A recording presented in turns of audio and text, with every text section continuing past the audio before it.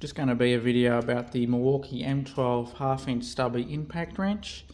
A little bit about me before I go on with the video. Been a mechanic for about 7 years now, so this tool gets used daily. Reason I bring that up is most people on YouTube tend to be weekend people, or they're just taking their tyres off their car once every 6 months to do a rotation or whatever, and then the tool sits in the toolbox for half the year. So it makes it hard for people who are going to use the tool full time to get an idea on what it's actually like. I've only had this for about a month and a half now. I will update later on if anything goes wrong with it, but this is going to be my initial thoughts on it. So obviously, being the Stubby, you've got quite a very small size, but that doesn't mean it doesn't have a lot of power.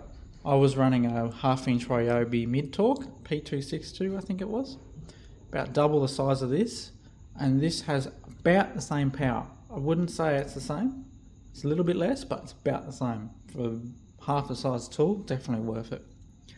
Benefits, obviously it's very light, you can walk around, go and do up your tyres really quickly. You can get into tight spaces, which these days cars are getting tighter and tighter in the engine bays, but you still got the power to do suspension work, even on four-wheel drives. The only time you'll notice the lack of power is when you're adding extensions. So obviously I would avoid that unless you have to. But even then, if you have to, get a bigger gun that you might use 95% of the time, and then you just use this the rest of the time. So that way you're not carrying around a big battle gun around like I was doing the whole time. Negatives that I have noticed, I believe it's more to do with the 5.0 high output. Every now and then, it's pretty random, you'd be taking off, say, subframe bolts, something fairly tight. This light will start flashing and the trigger will just stop doing anything. Pull the battery out, put it back in, it's fine. Even if you just wait, it comes back fine. I have had it happen even just under trays as well. It's pretty random. Have not seen it on the 2.5 high output, only the 5.0. So if that continues to happen, I'll update this, warning people not to get this combination, and just use a 2.5 or even the non-high outputs would be fine. But you do notice a big power increase with the high output. So maybe the tool's going into protection mode. I'm not quite sure, but that really shouldn't happen, especially when it's Milwaukee. Like, you'd expect it just to work. But yeah, that's the only negative that I've found. Other thing, brake cleaner will eat away the white marking. I found that on all Milwaukee tools. Something they need to look into fixing, because they've added on their batteries on the high outputs chemical resistance, but obviously the tools aren't. So you need to do both.